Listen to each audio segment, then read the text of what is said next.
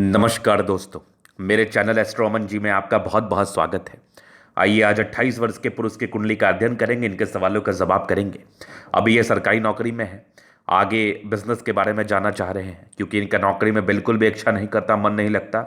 तो आगे व्यापार करने के क्या योग हैं और किस चीज़ का व्यापार करना चाहिए और कब करना चाहिए, ये इनके बेसिक्स क्वेश्चन हैं। और कुंडली पर क्या कुछ अच्छी अवस्था है और कब से इनकी जिंदगी में क्या परिवर्तन है, उस विषय पर इनको जानना है। तो आप बिल्कुल भी चिंता ना करें। और आपकी भावनाएं क्यों चेंज हो रही है नौकरी के प्रति, इस बारे में भी हम देखेंगे और विचार करेंगे। तो जो भी पॉजिटिविटी होगी वो तो मैं दिखाऊंगा ही, जो भी नेगेटिविटी होगी वो भी मैं बताऊंगा और चीज़ों को बहुत गहराई पूर्वक बताऊंगा। तो आइए शुरू करते हैं। कुंडली देखना, ये 10 लिखा हुआ है तो 10 का अर्थ होता है मकर लगन। ये मकर लगन की कुंडली है। इसमें बृहस्पति अस्त का है, बृहस्पति और शुक्र वक्री है। शुक्र इनका वक्री है। वक्री का अर्थ होता है अगर कोई भी ग्रह वक्री होता है तो उसके 3 गुना फल में बढ़ोतरी हो जाती है। कुंडली में 2 टाइप के ग्रह होते हैं, एक योग कारक होते हैं, दूसरे मारक होते हैं। मारक जो आपके लिए शुभ फलदायी है, योग कारक जो आपके लिए शुभ फलदायी है। अगर शुभ फलदायी ग्रह होके कोई ग्रह वक्री हो जाता है तो आपको 3 गुना ज्यादा उसके शुभ प्रभाव मिलेंगे। और अगर कोई अशुभ फलदायी ग्रह वक्री हो जाता है तो आपको 3 गुना ज्यादा उसके अशुभ परिणाम मिलेंगे। अस्त का अर्थ होता है अगर कोई ग्रह किसी से क्लोज कंजंक्शन में बैठा हो, डिग्री वाइज बहुत समीप हो, तो ये अस्त का मान लिया जाता है। तो इस कुंडली में बृहस्पति अस्त का है और डिग्री वाइज बहुत 0 है, तो बृहस्पति के बिल्कुल भी परिणाम आपको इस कुंडली में नहीं मिलेंगे। इसके लिए आपको उपाय करना पड़ेगा। आइए देखते हैं आगे। उसके बाद मंगल दोष है, मंगला है ये। इस अभी फिलहाल देखने के हिसाब से तो ये मंगला लग रहे हैं। निम्न स्तरीय है, चूंकि मंगल सप्तम में है तो निम्न स्तरीय है। राशि इनकी इस कुंडली के हिसाब से मीन आ रही है। तो मंगल मंगला का क्या चक्कर है वो तो मैं आगे विचार करूंगा। अभी किसी भी ग्रहों के विश्लेषण करने से पहले उसके बल को जरूर देखते हैं ताकि हमें उसकी क्लैरिटी मिल पाए। सूर्य 27 डिग्री पर है, ये 30% फल देगा। 14 डिग्री पर चंद्रमा है, ये 100% देगा चूंकि युवा अवस्था में है। मंगल 26 डिग्री पर, यह 30% फल देगा। बुध 11 डिग्री पर, यह 100% देगा। गुरु 0 डिग्री पर है, इसके बहुत कम 5 से 6% ही फल मिलेंगे। शुक्र 10 डिग्री पर है, ये भी 100% फल देगा। शनि आपका 11 डिग्री पर है, ये भी 100%। राहु और केतु 20 डिग्री पर है, तो ये भी कहीं ना कहीं आपका 100% फल देगा।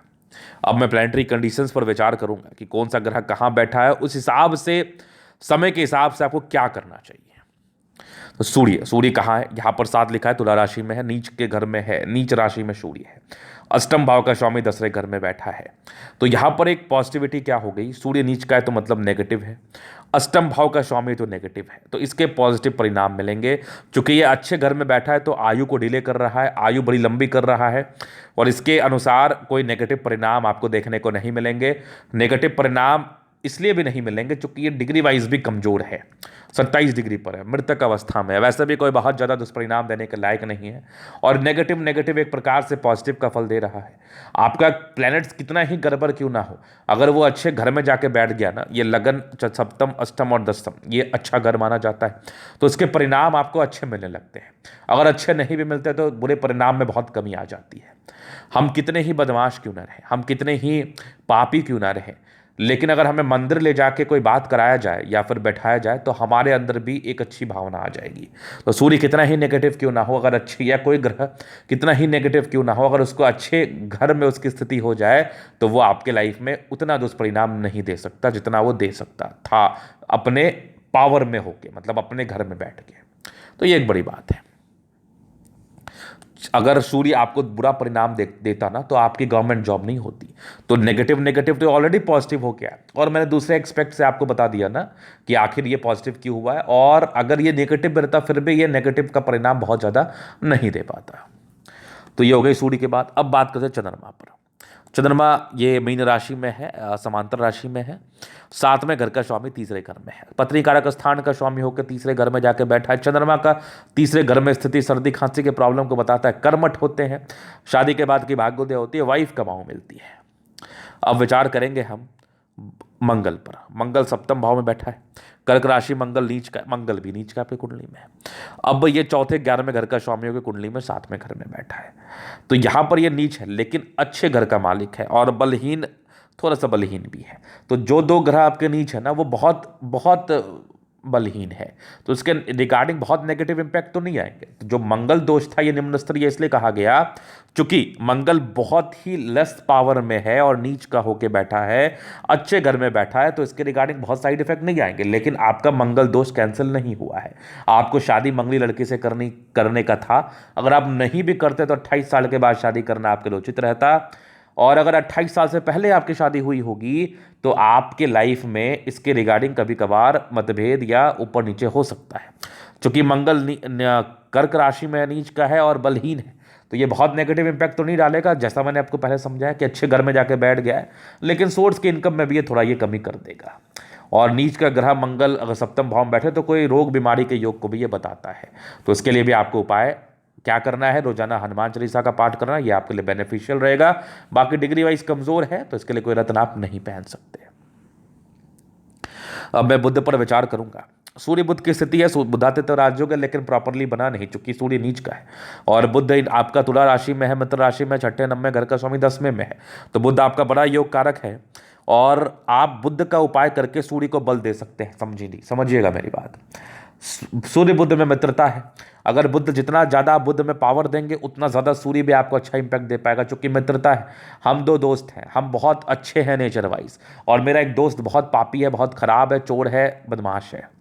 तो अगर मेरे में पावर ज़्यादा होगा तो हम उसको बैलेंस करके रखेंगे, अगर उस मेरे दूसरे दोस्त में पावर ज़्यादा होगा तो वो मुझे बैलेंस करके रखेगा। समझने का अर्थ ये है कि बुध आपका ऐसे पावरफुल है, अगर आप इसमें और बल दे देते हैं एक पन्ना रत्न धारण करके, जो आपके लिए काफ़ी लाभकारी रहेगा, तो सूर्य की नेगेटिविटी को भी बुध अपने में समेट के कहीं ना कहीं अपने टाइप का बना देगा और आपको अच्छे परिणाम मिलने लगेगा। ऑलरेडी आपको मिल रहा है, चूंकि ऑलरेडी बुध पावरफुल है, इसको थोड़ा और आप बल दे सकते हैं, क्योंकि बुध आपका भाग्य स्थान का स्वामी है, आपके लिए बड़ा अच्छा बेनिफिशियली रहेगा।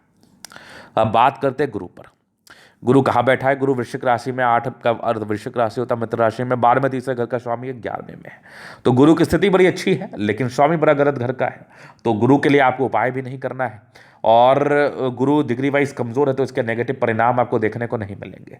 तो आपकी कुंडली में एक चमत्कार ये हुआ है कि जितने ग्रह नीच के थे, कुछ का नीच भंग हो गया और कुछ पे पावर नहीं है, और बृहस्पति भी नेगेटिव इंपैक्ट देता, चूंकि 12वें घर में बैठा है तो खर्च की स्थिति बढ़ाएगा, खर्च की स्थिति को कम नहीं करेगा। ये डिग्री वाइज कमजोर है तो ये परिणाम ही नहीं देगा। तो अच्छी बात हो गई कि बृहस्पति में पावर ही नहीं है। अब बात करते हैं शुक्र पर। शुक्र कहाँ बैठा है? शुक्र वक्री है, 3 गुना ज्यादा फल देगा, याद रखना। शुक्र डिग्री वाइज भी बहुत बली है, 5वें 10वें घर का स्वामी 10वें में, जिंदगी चिंगाराला कर देगा आपकी। और शुक्र से जुड़ा हुआ क्षेत्र से कार्य कर लो, लाइफ में पैसे रख नहीं पाओगे, कपड़ों से, बुटीक से, गारमेंट से, इस 3 चीज का कार्य कर लो। शुक्र की महादशा जब भी लगेगी ना, लाइफ में करोड़ों कमा लोगे, मेरी गारंटी है। शुक्र बहुत पावरफुल है, पत्नी पक्ष से धन लाभ, जिंदगी में पैसे की बरसात होती है। एक ओपेल रत्न पहन लो और बेनिफिट आएगा आपको, बहुत बेनिफिट आएगा।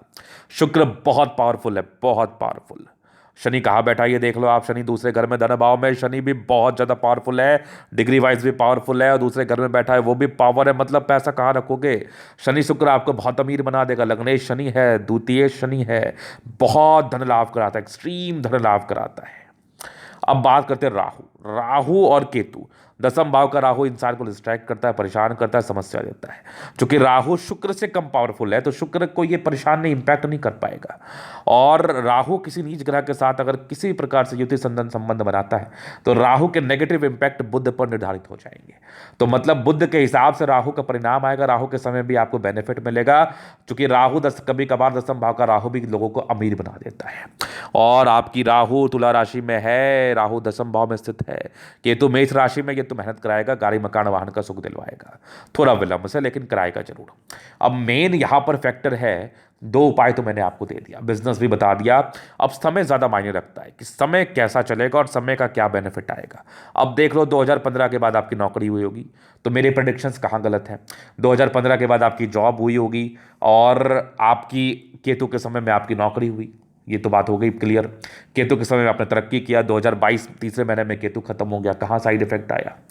अब आया शुक्र, 42 तक ना पैसा रख नहीं पाओगे, बहुत पैसा, 42 तक करोड़पति बन जाओगे, चलो लिख के दे दिया मैंने। तो आपका अभी गोल्डन पीरियड आ गया है 22/3/2022 से, मतलब इस 22 के बाद आपका शुक्र आ गया। पैसे कहाँ रखोगे ये मुझे बताओ, बहुत पैसे आने वाले हैं, उपाय कर लो, बहुत और बेनिफिट करोगे। जबरदस्त शुक्र है, जबरदस्त जिंदगी रहेगी, ये मेरी गारंटी है, कमाल का जिंदगी, कोई दिक्कत नहीं है। 20 साल की महादशा आपकी अच्छी रहने वाली है। तो ये था इनकी कुंडली का पूर्णतः विश्लेषण। अगर आपको हमारा ये वीडियो पसंद है, लाइक कर दे, कमेंट कर, सब्सक्राइब कर दे। व्यक्तिगत रूप से मेरे से हर तरह का या कुंडली का अध्ययन कराना चाहते हैं तो हमारा व्हाट्सअप नंबर डिस्क्रिप्शन में मिल जाएगा, लेके आप संपर्क कर सकते हैं। धन्यवाद।